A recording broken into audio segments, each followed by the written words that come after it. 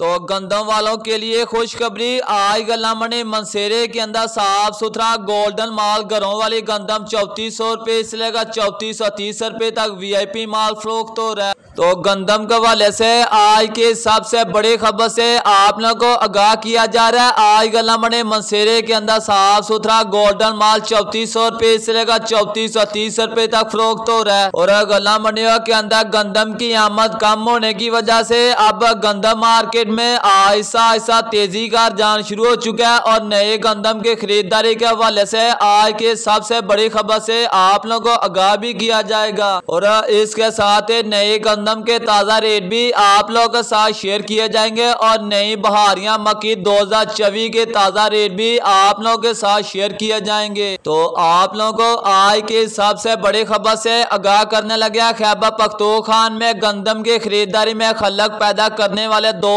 अफसरान को फौरी तौर पर मुअत्तल कर दिया गया। तो हुकूमत की जानिब से मुअत्तल किए गए अफसरान में डिस्ट्रिक्ट फूड ऑफिसर और प्रोक्योरमेंट कमेटी के अरकान शामिल है। महकमा खुराक ने अपने बयान में कहा है कि पंजाब में लाई गई गंदम की खरीदारी में किसानों की शिकायत पर एक्शन लिया गया। और किसानों की शिकायत पर एक्शन लेने के बाद 2 अफसरान को फौरी तौर पर मुअत्तल कर दिया गया।